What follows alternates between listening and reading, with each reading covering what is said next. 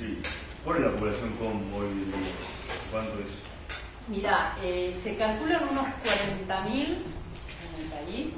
En esta comunidad concreta, por supuesto no hay cifras oficiales dentro de la comunidad, es una comunidad muy grande y se calcula aproximadamente 4.000 personas. Para ser una comunidad es muy grande. Pensar que es una comunidad rural y que viven ahí adentro, ¿no? Así que 4.000 son. 4.000 dentro de esta comunidad, acá en el país. Yo quiero dos preguntas de orden del derecho para escribir. La primera es más fácil, es la declaración que acaban de poner en la ONU, en cuanto a declaración, en cuanto a tratado, convenio, ¿cuál es la vigencia que tiene dentro de ese marco jurídico objetivo? Digamos, la declaración que no te diga es una declaración de buenas intenciones.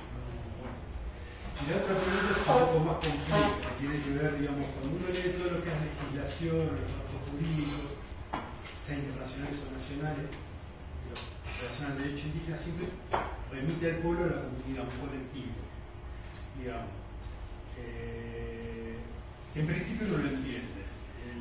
Donde uno empieza, digamos, ahí donde aparece la distancia entre lo que es la aplicación de la ley para hacer valer los derechos. Cuando uno piensa en la realidad argentina, según un censo del INDEX, el 80% de la población que se autorreconoce o ascribe a un grupo étnico está situado en núcleos urbanos, donde la posibilidad de formarse en comunidades es más difícil, lo cual no significa que esté pasando. Jujuy hay varias comunidades urbanas. Y ahí uno ve una tensión en la posibilidad de ejercer esos derechos, porque, digamos, por lo menos en el ámbito argentino, toda la legislación, por lo menos todo lo que es la política, incluso cuando pensamos en política en términos de programas sociales, siempre está dirigida a la comunidad. El individuo, incluso por la ley de la Rúa, solamente ha reconocido a instituciones indígenas, si no lo entiendo mal, en su condición de pertenecer a una comunidad indígena reconocida por el Estado o escrita. Entonces, un poco la pregunta sería ¿a qué se debe esa aplicación del derecho sobre un colectivo, no sobre el individuo, y qué implicancias tiene, digamos, o si existe algún margen de discusión que se estén dando ustedes del derecho en cuanto a la alcance propio de la ley cuando hablan de esos derechos? A ver, los derechos de los pueblos indígenas son dos características específicas. Son derechos humanos y son derechos colectivos. En ese sentido, pueden gozarse en tanto y en cuanto se es miembro de un colectivo. Es toda una discusión, digamos, acerca de lo que se considera derechos colectivos y derechos individuales, pero es la pertenencia a un pueblo o a una comunidad. En realidad, no hay, digamos, ser indígena es por autoascripción. O sea, Lore podría ser como si quisiera. O sea, esto, digamos, uno dice no puede por X cantidad de razones, pero hay consenso en que es una cuestión de propio autorreconocimiento de la identidad. O sea, no hay ningún requisito acerca de que uno tenga que estar en una comunidad para hacerlo. O sea, se goza el derecho en tanto y en cuanto uno forma parte de una comunidad o un pueblo indígena. La reconstrucción de comunidades es una cuestión muy difícil porque en la Argentina no es casualidad que la institucionalidad indígena esté tan debilitada. Hay una responsabilidad histórica del Estado en cuanto al genocidio, al despojo, etcétera, etcétera. Pero en realidad, incluso es más, hay una falta o una distorsión en la concepción acerca de que lo indígena es lo rural y lo urbano parece que no existe, digamos, indígenas urbanos. No, los indígenas urbanos también tienen la misma legitimidad para gozar de estos derechos en tanto y en cuanto formen parte de la comunidad. Por lo cual, el indígena jurídicamente tiene un doble estatus, forma parte del Estado y es ciudadano argentino y forma parte del pueblo, es un com y es argentino y tienen, digamos, como com va a gozar de determinados derechos colectivos indígenas que tienen esta dimensión colectiva. Por eso va a poder gozar de los derechos establecidos en el convenio, en la declaración y en la Constitución específicamente para indígenas, y también como individuo va a poder, Félix Díaz, ciudadano argentino, va a poder reclamar su derecho como ciudadano argentino. Los derechos individuales y colectivos no son dicotómicos, sino que son complementarios. Por eso, digamos, no habría, digamos, se le aplica mal a la normativa en todo caso, pero el convenio y la declaración es claro en cuanto al ámbito de aplicación. No sé si te respondí. Sí, pero digo, me queda claro con Sí. lo que es comunidad. Sí. Lo que era la ley de la Rúa ancla la comunidad a un espacio. Es inconstitucional. O sea, esa ley no. Digo, justamente, pero mi pregunta justamente Sí. va a eso, la contradicción entre el marco legislativo No, nacional. no, pero a ver. Está hay- superada por otra, digamos. Claro, no, hay una cuestión, digamos, de un marco normativo y una jerarquía normativa en donde están, digamos, en nuestro caso, Constitución y Tratados Internacionales de Derechos Humanos. El convenio 169 no está, digamos, dentro del bloque de constitucionalidad, pero está debajo de la Constitución y por arriba de las leyes.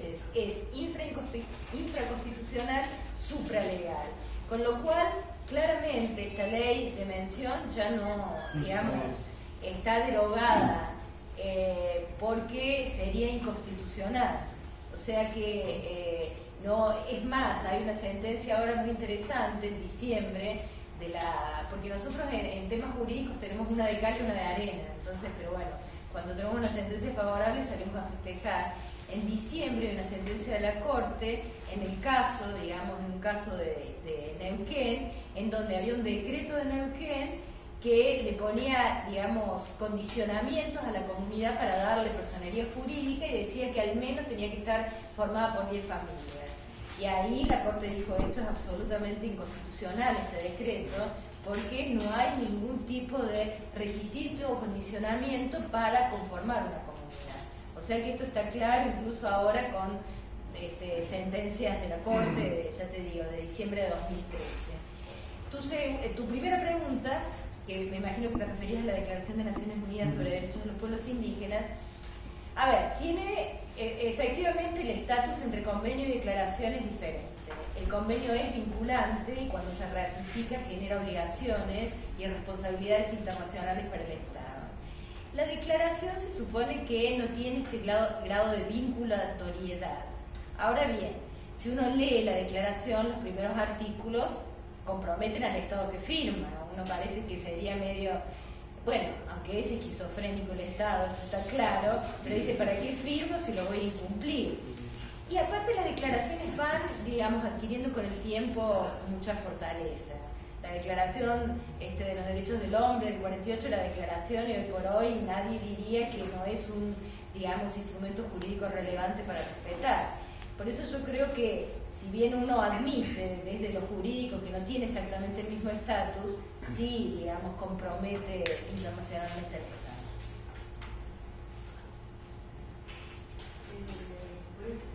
Complementar esto del tema de la declaración. Vos también hablabas del consentimiento, ¿sí? Y como, bueno, por ahí muchos funcionarios del Estado plantean que no es necesario el consentimiento porque está en la declaración y no está en el 169, que es la consulta. La verdad que no lo tengo muy claro. Además de que no está reglamentado,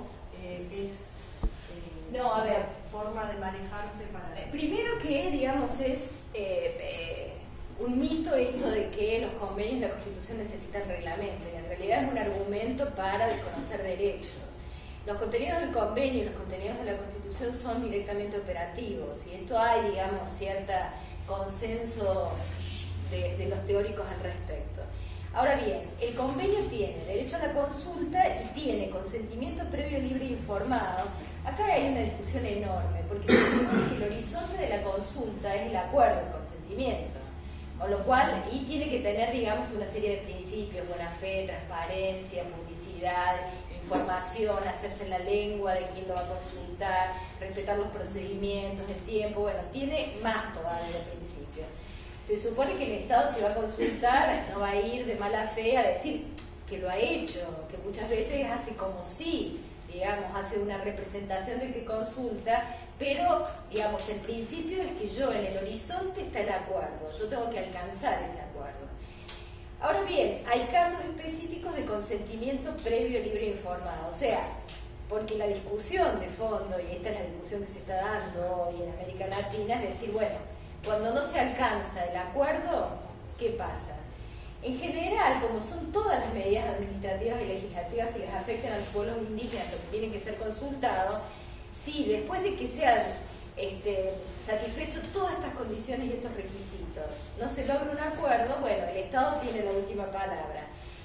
Pensando también de que hay un solo Estado y que el indígena también es ciudadano del Estado y que también tiene obligaciones y derechos, etc. Pero hay casos específicos donde ya se sabe que sí o sí el acuerdo es condición sine qua non para que se tome esa medida. En otras palabras, que se necesita este consentimiento previo, libre e informado, que son los casos de traslado forzoso que están legislados en el Convenio 169, y la declaración amplía a más casos, que es materiales peligrosos, almacenamiento de materiales peligrosos y prácticas militares, y que la Corte Interamericana vuelve a ampliar diciendo planes de desarrollo, inversiones a gran escala, alto impacto, sí o sí consentimiento previo, libre e informado. Lo que pasa es que ahora, bueno, los indígenas están también en la discusión de acerca de si todo requiere consentimiento previo, libre e informado. Pero lo que sí no hay discusión es que planes de desarrollo, que es, digamos, lo que también nos interesa en términos de actividades extractivistas, y actividades que tengan un gran impacto y que alteren el hábitat, sí o sí necesitan, requieren el ok de la comunidad afectada. Y en ese sentido, bueno, le está poniendo, digamos, como le está dando una facultad muy relevante a la comunidad o al pueblo indígena, que si se respetara, bueno, tendríamos, digamos, otro estado de situación. El problema es que ni se consulta y el consentimiento previo, libre e informado ya es como, digamos, una cosa impensable hoy, pero no se consulta en ningún lado.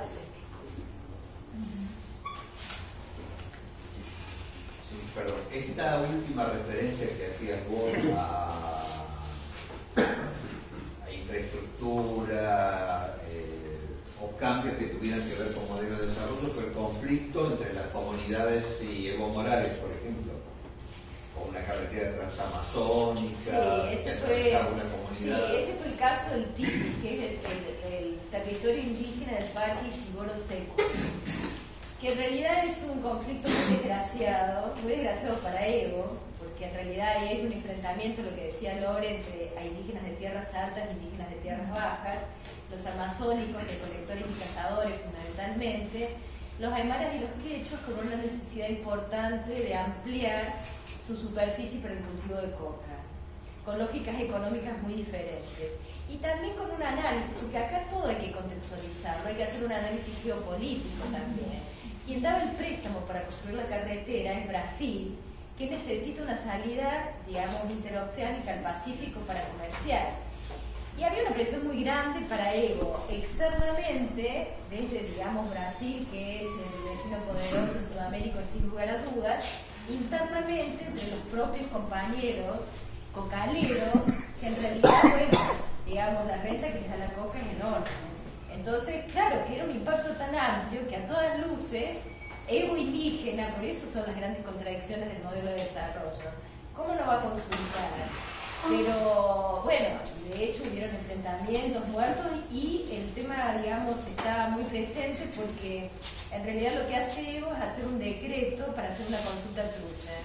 Y eso que yo le sigo poniendo fichas a Evo, pero bueno, derrapa. ¿Qué les puedo decir?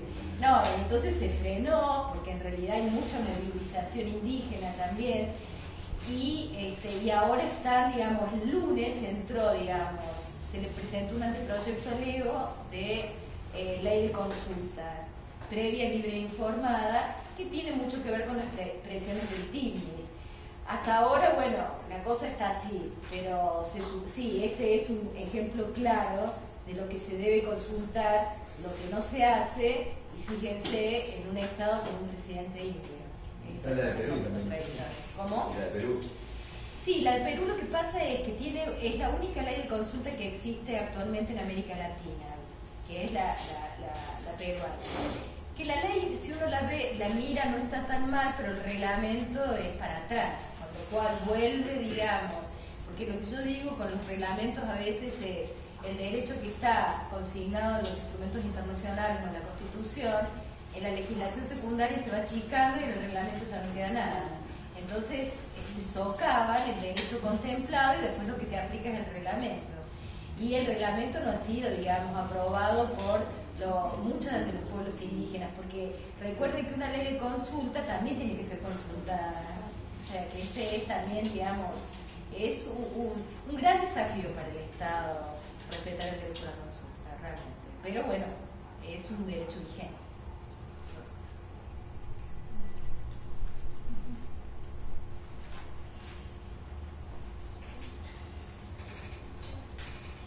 Yo una pregunta para Lorena.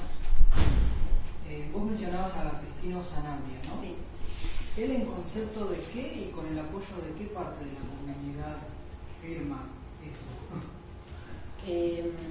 Acá, por el tiempo no dio lugar, pero hay toda una discusión y también agarramos hacia los abogados con mucha necesidad, porque hay toda una ensalada entre lo que existe como personería jurídica provincial. Formosa en el 84 sacó la primera ley indigenista del país y que tuvo que ver con reconocer territorios y reconocer títulos comunitarios a las comunidades. Eso era como muy progre. ¿Y a qué figuras, a quién se los daba? Y se lo dio a asociaciones civiles con personería jurídica provincial. Mucho después, el INAI, lo que digamos, vinculado a todas estas normativas internacionales y obligaciones, lo que se hace es un registro nacional de comunidades indígenas. Entonces tenés dos figuras, obviamente, Silvina que lo va a explicar mejor, pero lo que ocurre es que Cristino Sanabria es un comlec, hijo del cacique, elegido muy irregularmente, con todo el aparataje político provincial, como presidente de la Asociación Civil Provincial. Y esa Asociación Civil Provincial tiene el título comunitario. Su patrimonio, su único patrimonio es el título, que es lo que esa figura rara que vendría a ser un rectángulo, pero no lo es. Las 5.187 hectáreas es el título comunitario de la comunidad, que lo tiene la personería jurídica provincial. Ese es Cristino. Félix Díaz, a través de la lucha y la elección y todo, es reconocido en una elección en la que tuvimos muchos, y tuvieron los garantes, Pérez Esquivel, etcétera, que fue monitoreada por el Ministerio de Trabajo. Esto ocurrió en el 2011. Perdón, el Interior. Gracias a mis compañeros que estuvieron en la elección, Silvina y Carlos. Bueno, fue el randazo del Interior. Fue monitoreada por él, muy bien hecho, y gana Félix Díaz, con lo cual se obliga al INAI a que cumpla la ley, porque estaba cajoneado el pedido de la comunidad para que formara parte del registro nacional. Entonces el INAI no le queda otra, por todo el proceso político, que reconocer a Félix Díaz como autoridad máxima de esa comunidad con personería jurídica nacional. Con lo cual se produce una situación que hasta ahora no se ha resuelto, muy conflictiva, que tenés a un presidente de la Asociación Civil a nivel provincial, que tiene el título comunitario, y un carayé, que es Félix Díaz, que tiene el registro de su personería a nivel nacional, es reconocido por la nación, pero que no tiene el título. Entonces, cuando se hace el relevamiento, lo que ocurrió es que no le quedó otro al INAI que poner como autoridad a Félix y a Cristino y al cacique. En las otras comunidades se hace a nivel provincial y no existe esta figura de Félix Díaz, pero acá Félix lo que hizo es forzar a que él esté como autoridad. Entonces lo que ocurre es que el relevamiento lo firma Cristino, por lo cual la provincia y nación dicen esto ya está concluido, todos contentos y a casa, y Félix Díaz dice yo no lo firmo porque esto no estuvo bien hecho, y se lo presenta a la Corte Suprema. Súper complejo porque además al no poder resolverse esto, lo que Félix Díaz más pide es que se resuelva, y él pensaba que en esa elección se iba a resolver, Toda la comunidad votó, en su momento a él lo votaron 611 personas contra 300, ganó y no. Sin embargo, la provincia no aceptó, una cosa es a nivel provincial y otra cosa es a nivel nacional. Y esto genera muchísimo conflicto. Pero es un tema pendiente para los abogados, sobre todo. Nos hemos reunido muchas veces con Silvina y otros abogados y pensamos que tal vez con el fallo de la Corte se Sí, lo que pasa es que no hay un procedimiento previsto para resolver lo que nosotros le llamamos como doble comando. Porque como puede dar personería jurídica tanto la provincia como la nación, y no solamente en el caso de Potá, sino que pasa en otras comunidades donde tienen o personería provincial y nacional, y muchas veces con dos cabezas que no comparten su mirada, son claramente, digamos, están en la vereda del frente. Y para colmo se necesita esa personería jurídica para litigar colectivamente, para obtener proyectos, subsidios. O sea, uno necesita como herramienta esa personería. Y en ningún lado dice cuál prima. Entonces lo tendría que resolver, bueno, la instancia judicial. Lo que pasa es que también es como que, bueno, uno no sabe cuál va a ser la respuesta y qué conviene en ese momento. Entonces, bueno, uno está ahí, digamos, totalmente frenado también porque, bueno, eso también lo tienen que decidir internamente, digamos, las comunidades, en el caso de Potá, y bueno, que si quieren interponer una acción judicial cuando por ahí les sale el tiro por la culata. En otras palabras, le pegan un palo por la cabeza y a llorar el campito. O sea, y esto es algo que puede suceder. Entonces, es complicado también pergeñar estrategia jurídica para en eso estamos. Yo soy. Dos preguntas para vos.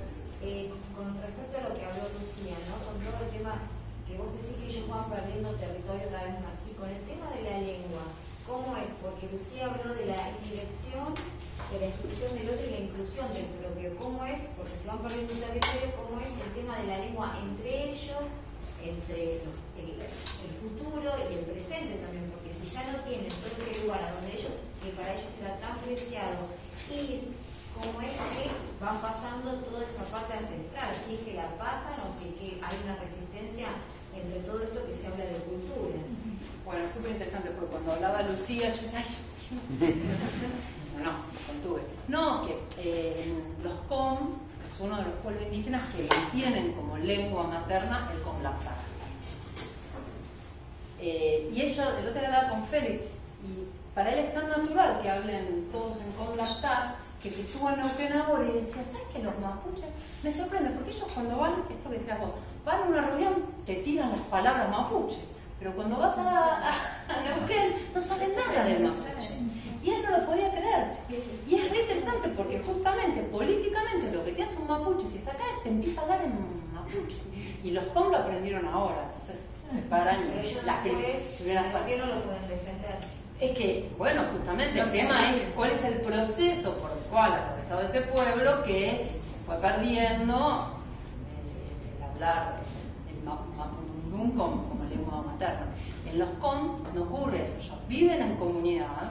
Digo, también es importante pensar que viven, por eso lo dije en un momento, 5.187 hectáreas llenos de casas y solo viven los com y han mantenido como lengua materna el comlactar. Y esto que estos son estos rasgos, estas estrategias que decía Lucía, cuando ella decía lo político que te excluyen. Es clarísimo, pero te excluyen al investigador. Cuando yo estoy viviendo en la casa, a mí me van en castellano, pero después empiezan a hablar todos en comlactar y escucho que dicen la me hablan de mí, y claro que están hablando de mí, pero me corren, ahora vamos a hablar entre nosotros. Y eso con la investigadora, pero en problemas de confrontación política fuerte, lo utilizan todo el tiempo. Están los funcionarios, entonces todos hablan en castellano y de repente se ponen a hablar todos en común. Y se desesperan. En esa foto que yo mostré que estaban todos discutiendo, estaba el presidente del ICA, que es el Instituto de Comunidades Aborígenes Provincial, y los paró y le dijo, Félix, ¿pueden ponerse a hablar en castellano? Porque la verdad es una falta de respeto. Falta de respeto es que esa persona es el presidente del Instituto de Comunidades Aborígenes, donde lo primero que no sabe hablar con. Segundo, que si hay algo que hay que respetar es la lengua indígena, digo, todo lo que implica la lengua. ¿Cómo vos, un funcionario, vas a decirle, a ver, pónganse? Lo intercultural, pero no tanto. Claro. De un solo lado. Claro, pónganse a hablar castellano, que es lo normal, lo oficial. Y ellos, justamente cuando hablaban y discutían, incluso entre Cristina y Félix, en su lengua, vos te das cuenta la riqueza de la discusión y cómo iban entrando en entendimientos. Y claro, todos nosotros nos quedamos afuera. Qué molesto que es. Pero bueno, son los pocos espacios donde ellos nos pueden dejar afuera. Así que hablan como lengua materna. Obviamente el castellano va avanzando, la escolarización. Yo una vez había un cartelito de una escuela que saqué foto y decía cómo hacer para ir perdiendo esas palabritas, incorporando el castellano. Una cosa terrible. Y sí, es efectivo, van perdiendo. Pero Félix Otean me decía, no, tenemos que seguir hablando nuestra lengua. Y él en la radio, gran herramienta política, todo el tiempo hablan con Black Tag, invita a la gente a defender su lengua. Así es, sí, es el uso de los diminutivos, ¿no? Eso es el uso de las maestras con el diminutivo de las palabritas. En el caso de esta escuela con los niños mocovíes es clarísimo. Bueno, a ver, ¿de qué color le ponemos, porque tenían que pintar la cara? Porque es todo con la idea más burda de raza, o sea, de raza, pero como raza siglo XIX. ¿De qué color? Blanquito, dice ella. ¿Y de qué color le pintamos el pelo? Y son todos chicos mocovíes con sus pelitos así, y le pone amarillito, ¿no? Pero es diminutivo para que no se note tanto el racismo feroz, ¿no? Claro. Bueno, yo creo que hay una cosa que sí, donde uno ve los efectos, ¿no? Con respecto al Mapudungun, es que los mismos miembros del pueblo mapuche tienen que tomar conciencia de que no porque, o sea, no van a tener los viejitos todo el tiempo, ¿no? Y el uso que ellos hacen es el uso político de la lengua, esto que estamos diciendo. Pero una lengua, justamente el parámetro para poder hablar de una lengua en peligro, ¿cuándo una lengua está en peligro? Cuando se deja de transmitir intergeneracionalmente. Es así. O sea, cuando uno a los hijos les habla en castellano en lugar de hablarle en la lengua. Ahora, el asunto es que es muy difícil mantener una lengua con todos estos estigmas de los cuales hablamos hoy, y mucho más en el caso de la migración urbana, que ustedes han dicho, que es,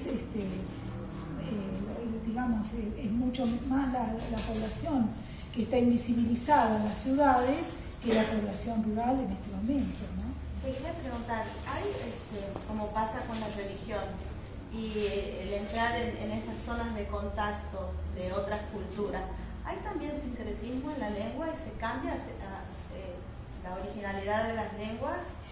Bueno, depende de las lenguas, ¿no? O sea, ustedes van a ver, por ejemplo, que es interesantísimo si ustedes oyen hablar en quichua santiagueño, quechua, que se oye muchísimo, o guaraní correntino, van a notar. Son lenguas muy potentes que han asimilado los préstamos, ¿no?, del español, y no dejan por eso de ser guaraní, digamos, ¿no? Porque otra cosa que también es parte de la ideología lingüística es pensar que porque, qué sé yo, si ustedes oyen a los del Instituto Cervantes, ¿qué le van a decir? Que la lengua, que el español, la pureza de la lengua, qué sé yo, no al préstamo. Pero todas las lenguas están, si ustedes ven, el inglés está lleno de préstamos del francés, lleno de préstamos de otras lenguas, y sin embargo es una lengua que no se puede decir que está en peligro. Con el español sucede lo mismo. Ahora, a una lengua indígena, así como para la personalidad jurídica se le pide el árbol genealógico ese que veíamos, donde tienen que rendir cuentas de que hasta su tatarabuelo haya sido mapuche de los dos lados, de padre y madre, lo mismo sucede con la lengua. O sea, la lengua indígena se tiene que mantener, el mapuzungún se tiene que mantener como lo hablaba Lautaro o como lo hablaban en el siglo XIV, porque ya no, si no, no es mapuzungún. Y nadie va a decir que porque nosotros digamos escanear, el español está en peligro, ¿no? Entonces, la vara con la que se mide, cuando una lengua indígena incorpora préstamos, se puede decir que está en peligro. Y un problema de muchos líderes es el purismo.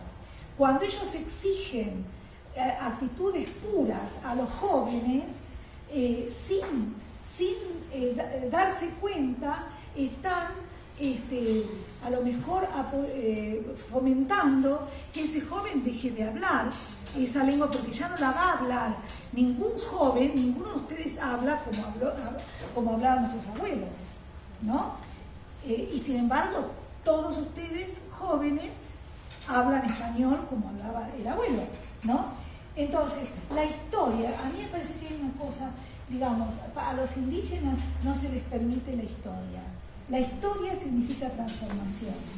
Todos nosotros no somos iguales a nuestros bisabuelos. Y está fenómeno.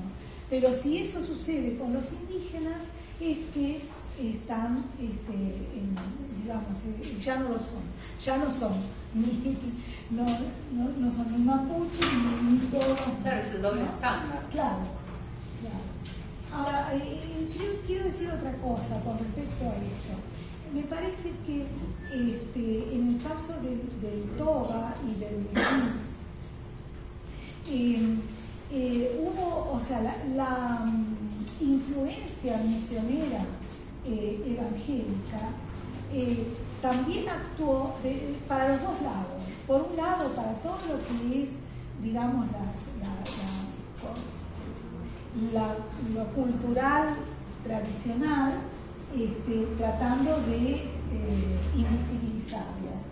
Pero por otro lado, como los misioneros protestantes sí aprendieron las lenguas, las estudiaron, las vinieron a estudiar, digamos, hicieron gramática, diccionario y después tradujeron la Biblia, eso, por esas cosas complicadas, complejas que tienen esta historia, ha ayudado en el norte a que se conserven Sí, de hecho, vos, Walter, seguimos usando el diccionario de un misionero, que es una maravilla.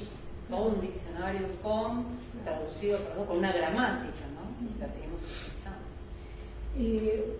Yo creo que en el caso del Mapuzungún también actuó, o sea, los mapuches han sido pragmáticos, como ustedes lo ven desde la Guerra del Desierto. O sea, ellos han hecho confederaciones, han hecho, digamos, un tipo de lucha muy particular, al mismo tiempo negociando, ¿no? En esa negociación también yo creo que eso, lo que le estoy diciendo es como para un análisis mucho más complejo, ¿no? Pero en esa negociación ellos se dieron cuenta, así lo dicen los viejos, los testimonios de los viejos, que tenían que tener escuela. Porque para poder defenderse, para poder defender las tierras, tenían que aprender español. En ese aprender español, al mismo tiempo que fue una herramienta para poder negociar políticamente, desencadenó, porque la escuela nuestra ha sido una escuela muy eficiente en contra del analfabetismo y muy eficiente como castellanizadora terrible. O sea, yo soy nieta de italianos y no hablo italiano. No fue solo con los indígenas, ¿no? Entonces, ellos mismos pidieron escuela, 1905 escuela, en Río Negro, en Chubut. Y esa escuela es la escuela del maestro que a veces hasta con buenas intenciones le decían, no me le hablen la lengua al chico, ¿no? Entonces, es muy complejo, hay que ver toda la historia de cada uno. El norte, en ese sentido, el nordeste, estuvo, digamos, menos influida por el Estado Nacional y más perjudicada, yo les diría, por todo lo que son las ONG, las iglesias protestantes, ¿no?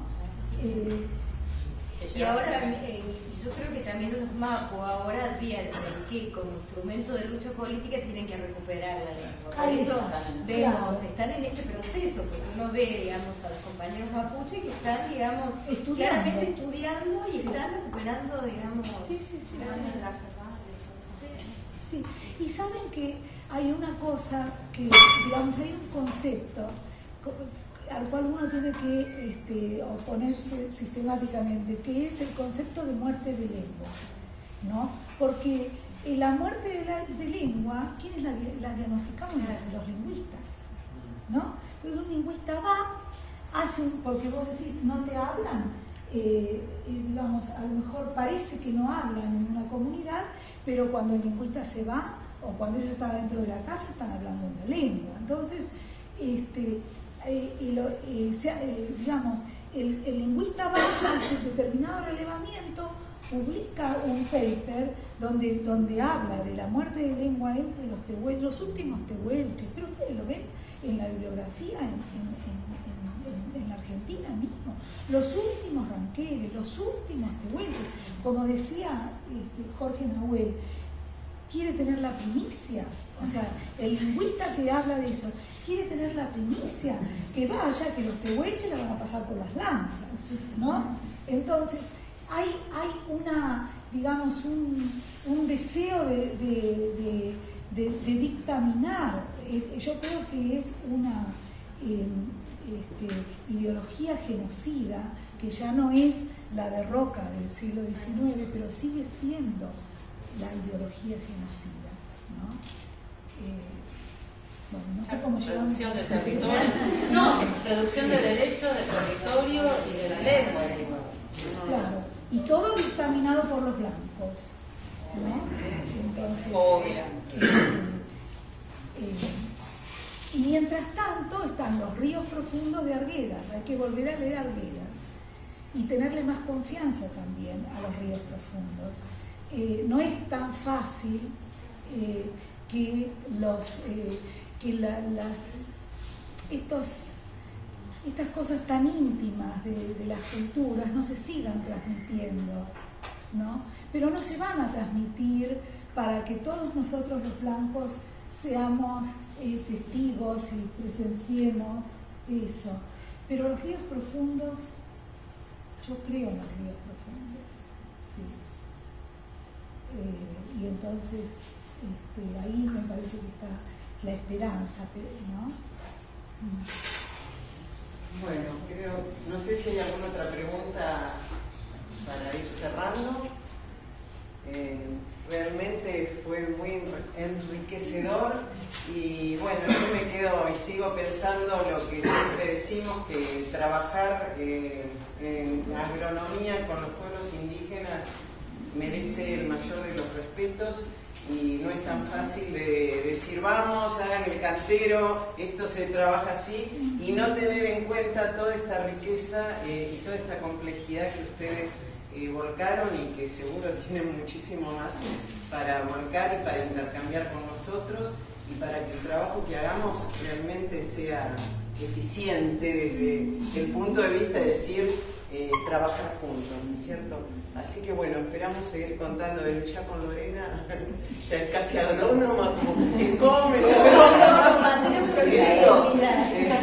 Así que bueno, y con ustedes muchísimas gracias por haber venido y por participar y esperemos seguir vinculadas en adelante.